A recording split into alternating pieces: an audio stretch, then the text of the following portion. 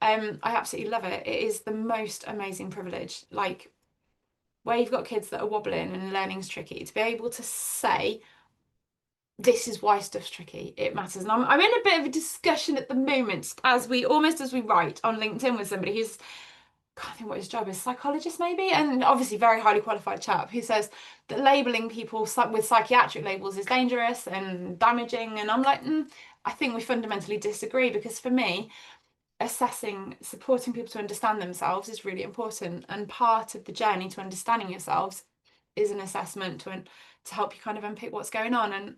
And that's where it makes me sad that dysgraphia is a bit of an underdog, because if you can't assess it, diagnose it properly, if it's not properly delineated within sort of health service, educational, psychological discourse, it's really, really tricky for professionals to then act and give people the tools they need.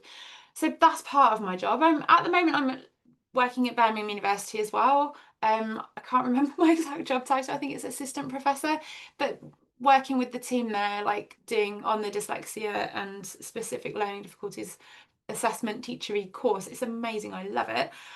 I work on various charities on the board. I'm on the National Coalition of Independent Scholars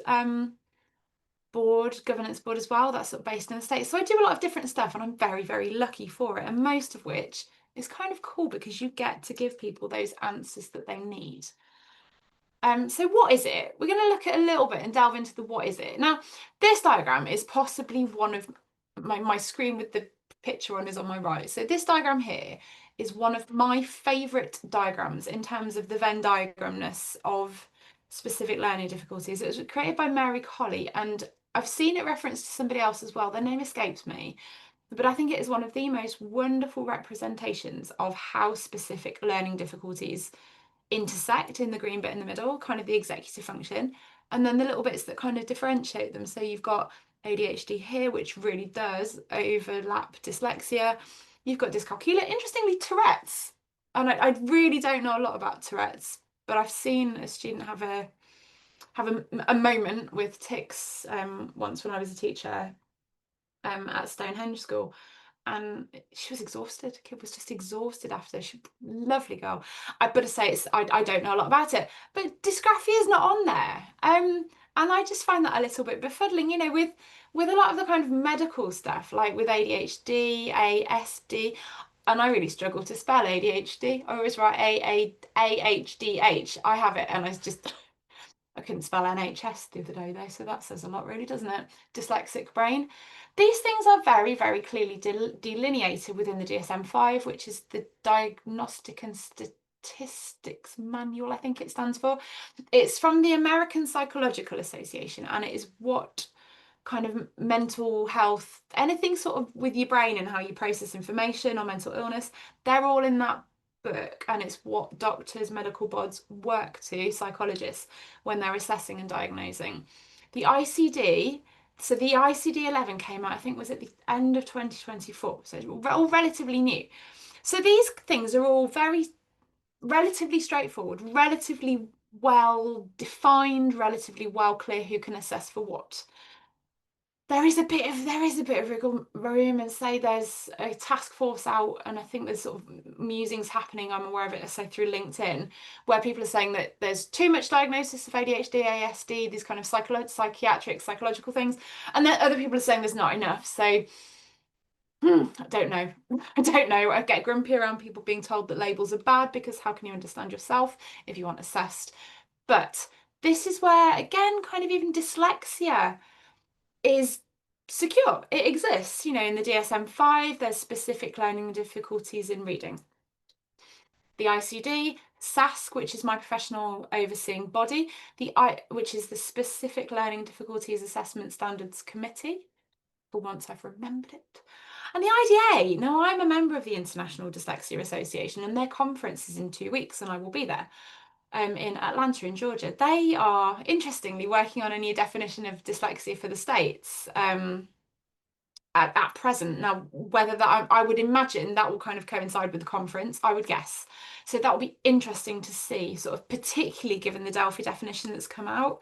And now this Delphi definition, I'm going to look at it talks about dyslexia as having, phonological awareness, phonological processing, so kind of filing sounds in and out your head, finding sounds, how your brain makes sense of speech sounds. The bit in the bottom here, where it says working memory, processing speed, and orthographic skills, part of that is the kind of overlap with the executive function bit with your working memory. And orthographic skills here matters. I'll touch on that shortly. Now, dyslexia hits literacy attainment, and I'm talking about dyslexia specifically because in a UK context, it doesn't delineate reading and writing learning difficulties. Whether that's correct or not, I mean, that's sort of the debate, and it is relevant.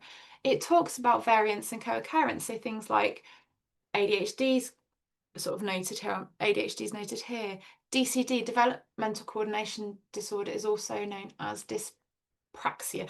Why there are different names, in all honesty, I don't know, and I wouldn't pretend to know. I'm not an occupational therapist, or I don't have that level of skill and that level of knowledge.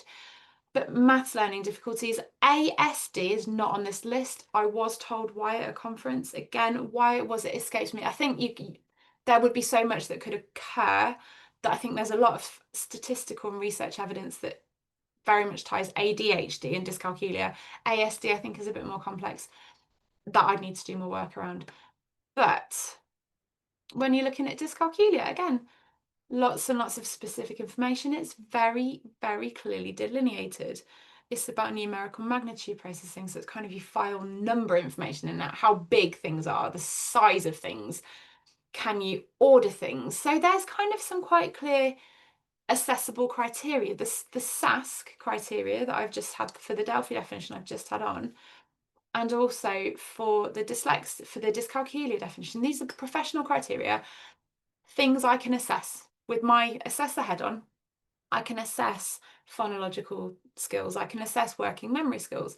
I can assess the numerical magnitude skills. So kind of if people can decide which means more, the number 9 as a digit or the number 1 as a digit, I can assess that because it's clear. It's very, very specifically noted, and it's got kind of the impact of dyscalculia, kind of ordering things, understanding at its worst. It's kind of understanding that if you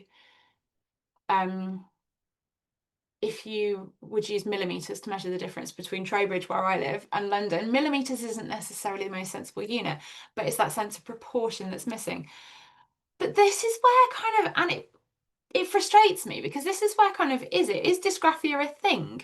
Or people experience difficulties, and this is where the labeling debate kind of intersects quite a lot as well. We if we haven't got clear criteria, we don't have dysgraphia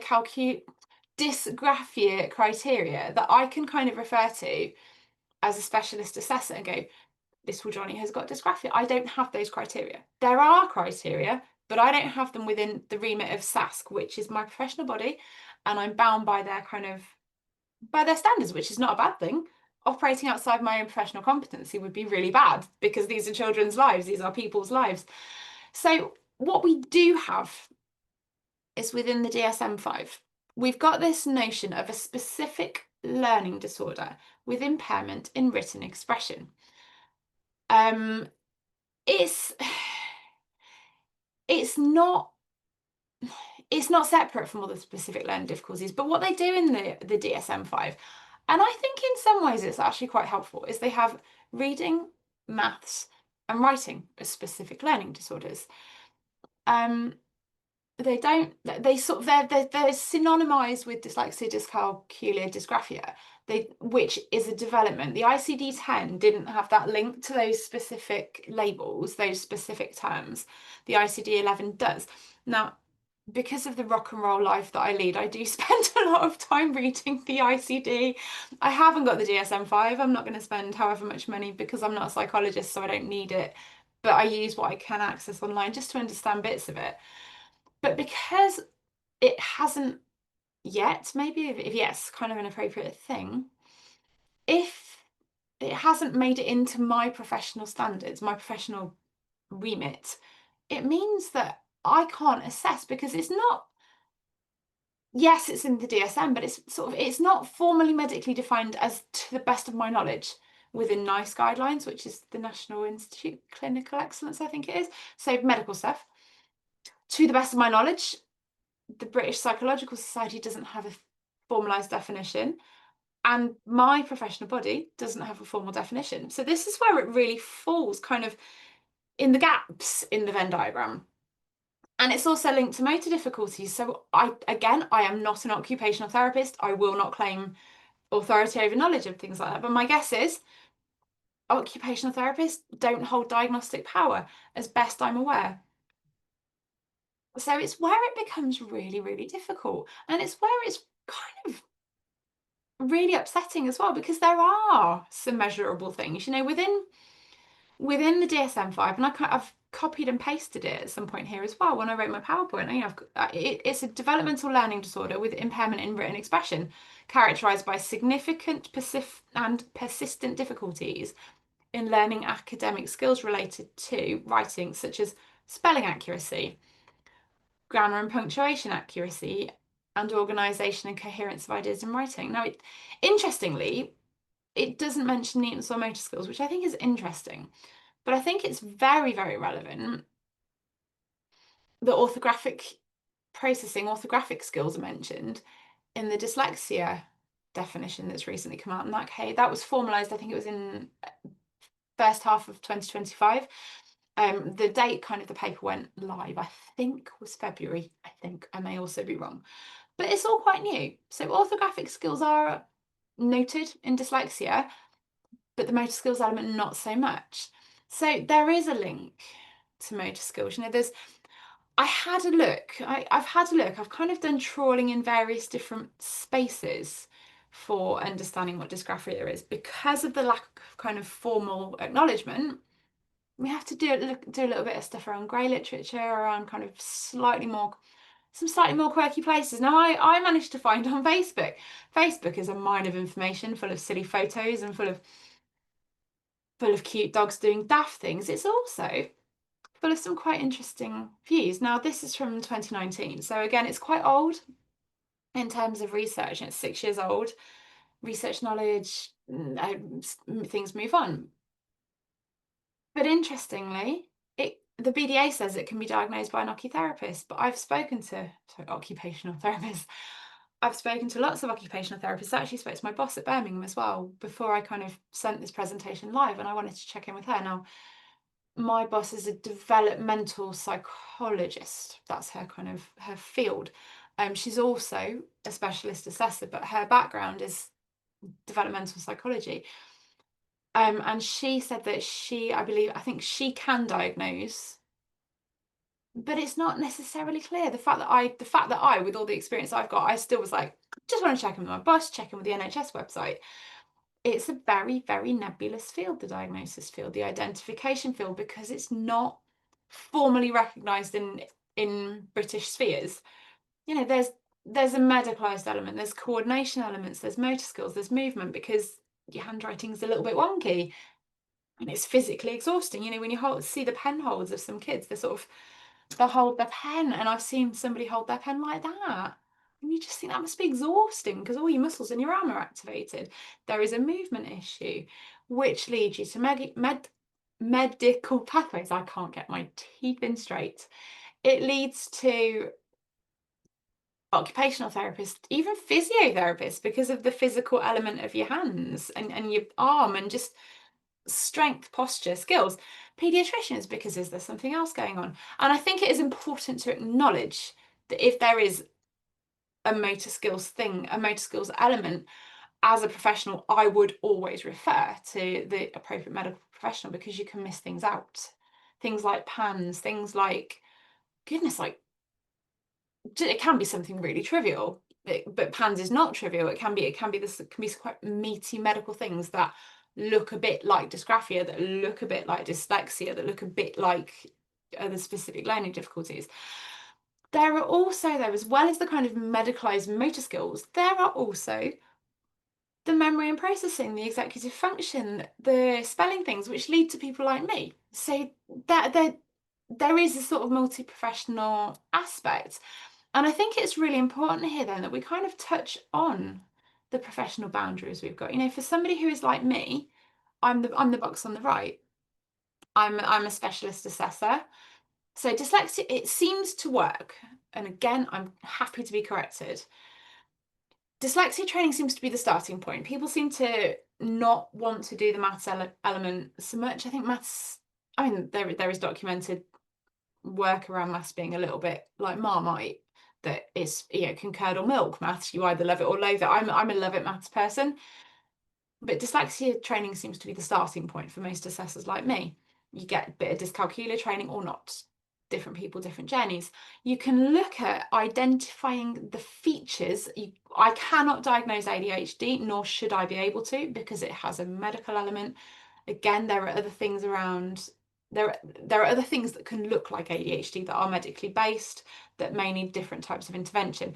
What I can do as a professional is on older students, 16 and above, I think it is, I check the guidelines. I don't do this either, actively don't. You can look at the effects of an ADHD type learning difficulty. So you're kind of assessing, because ADHD assessments look at your responses to certain behavioural stimuli. When I had my assessment, how did I respond? How wriggly was I? Things like that. My assessments look at the cognitive effects of these kind of things. So I've done the training for ADHD. I act so that I actively don't do it. It's not what I want to do. And you can also look at the effects of DCD, so kind of coordination difficulties. I haven't done that training. I'm not sure I want to, possibly, but it's something that's possible.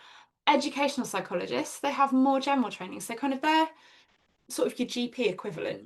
If you've got medical boundaries, your ed psych, educational psychologist is much more of a generalist, and they have the umbrella over understanding how lots of different factors can affect learning. So they can understand what mental health conditions do. They can look at motivation. They can also look at specific learning difficulties. They can look at a myriad of different things. So between us, we can kind of look at bits of dysgraphia, but not quite so much. Because what neither me nor an ed psych has is the medical training that perhaps, oh, my mouse has just gone funny, that perhaps, oh, a clinical psychologist might have, a developmental psychologist would have, or an ocutherapist. So I think for me, something like dysgraphia absolutely does exist. And it's a really difficult thing because a clinical psychologist, I mean, to be honest, I don't know exactly what they do because I'm not one. And I've never been evaluated by one to the best of my knowledge. But they really kind of, as I best understand it, they kind of really get into how your brain works and kind of which bits of your brains are working well, and if there's something a little bit wobbly. And developmental psychologists look at if there's something as you're moving, as you're developing, is there something that's a little bit tricky for people, and what we're going to do about it. And then ocutherapists are like, they're amazing people who make things happen. And these skill sets are so different. And for me, when you're looking at something that is liminal, and liminal does not mean non-existent, liminal means kind of sidelined, and it's sidelined because you've got different aspects of it that kind of come together but sort of haven't yet quite managed to come together because the structures within professional bodies aren't there yet. And that's when it becomes really sad. So there's kind of this notion, is it yes but no? Well, yes, of course it is, because if you can't write, and if it's really hard, and if everything's kind of like spaghetti soup as you're writing, but other bits of your literacy development are fairly standard, if the only aspect of kind of motor coordination that you're hit with is in your writing, that's got to be something linked to dysgraphia. That's got to be a letter processing and orthographic processing. So kind of something making that specifically difficult. A specific learning difficulty is a learning difficulty in a specific part of your profile. So yes, it is. I think it does exist. Of course it exists. And even that the ICD says there is a writing specific difficulty. But it's that translation between the ICD and in the UK, our professional boundaries. Now, again, Scotland, I do not know the field well enough around dysgraphia in Scotland. I will not say that I do. There may have different boundaries. I know Dyslexia Scotland has got some wonderful things, some really good resources, some great definitions. Wales seems to align with English policy and English ways of being in this kind of stuff. Northern Ireland, again, slightly different frameworks.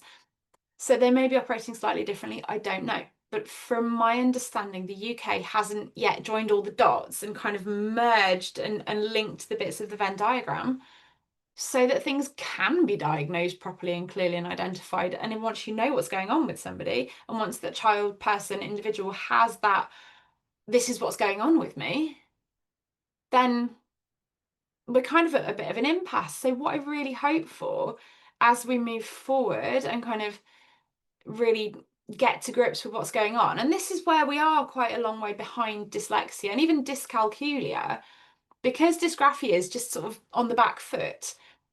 We don't have clarity. We don't have clarity for the diagnostic purposes in the UK, to the best of my knowledge. I speak very much for England, but to the best of my knowledge. Yes, it's noted in the DSM and the ICD. Now there are, and I've mentioned orthographic skills. I think the orthographic skills element in the dyslexia definition, the Delphi one, which is the recent one, is a nod to it. I think, and I hope that in due course, people will be doing more research on that. Now, whether, I don't know, I've got a research hat on, maybe I will. I don't know. This year's quite busy with Churchill fellowships and things, but there is more work to be done around this, expanding what orthographic skills really means, and really how do we kind of drill down and look at what's going on there. And ultimately we need to keep raising awareness about it. Let's talk. I think the best weapon is a cup of tea and a chat, or a cup of coffee. I don't like tea, but it's talking to people, it's sharing lived experience. This snobbery, this, I've got a bee in my bonnet around lived experience. We need evidence-based, multi-professionally constructed definitions. I feel like I swallowed a dictionary there. Multi-professionally constructed means you've got your psychologists, you've got academics, you've got practitioners, you've also got people who live with it. Lived experience is not to be trifled with. Where lived experience is forgotten and ignored from things, that's where it goes a bit wonky. We need to have really clear, once we've got a clear definition and agreed way of understanding dysgraphia, that's when pathways for identification get opened up. It's where we can start to really say to kids, people, because I work with kids, it's sort of my default. That's when we can really start to say, yes, I can identify things. This is what we can do about it. My occupational therapist friend will give some practical strategies. My clinical psychologist friend is working on how we can identify it more clearly, more soon. Developmental psychologists are going, how does it happen and why? These multi-professional teams are really important.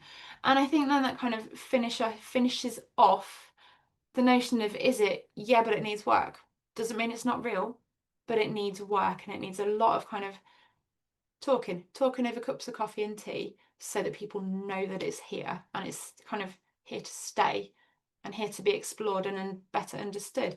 If anyone's got any questions, there's my email address, there's my LinkedIn. If you Google me, you'll see a picture of me grinning a bit inanely. Do feel free to get in touch. It's not a problem at all. And I will stop sharing and stop talking now. Hello, hello. You're all right. We got I'm here, yes. Just a couple of questions from me anyway. I'm not sure what anybody else has got there. We have this discussion repeatedly about the OTs and ed psychs, and it is really difficult about the dysgraphia, bearing in mind it doesn't come under, sort of the standard things.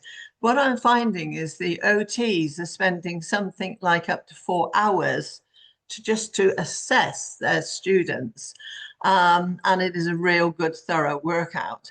Now, my view is that they should be then working with the ed psychs, because several of the OTs have said to me, sorry if I say OT, that's occupational therapy for anybody that isn't aware of that. They have said to me that when they're doing reports, giving it to the families have then gone to education psychologists, and 1 or 2 of them have been a little bit naughty and copying her work or their work and putting it into their report, which really isn't good unless it is being signed over to them. And so my view is that we should have both of them working together. I don't think the ed psychs You know, please forgive me if you're an education psychologist, but I'm not sure that you're totally aware of how to assess both sides of the children, which is that happens with other learning difficulties, doesn't it? That we need the both. So I just wanted to say that. And really, I just wanted to say once again, nobody could be more professional than you, Helen. And I am so, so sorry. And the I only was thing so I can worried. I'm so sorry. I was like, to pulling ruminate. her hair out, Don't yeah. worry, we got there. Thank you for being awesome. A very highly occupational therapist. She's a pediatric occupational therapist and she has over 27 years experience. She is absolutely fabulous. She puts the parents and children at ease when she assesses. She has several books, The No Writing Way and The Foundations for Writing, which sold many, many books. And one thing what I love about her is she doesn't drill the children in handwriting, because that is what puts them off straight away. So with no further ado, I introduce to you via tape, via a videotape, Munira Adinwala. Welcome.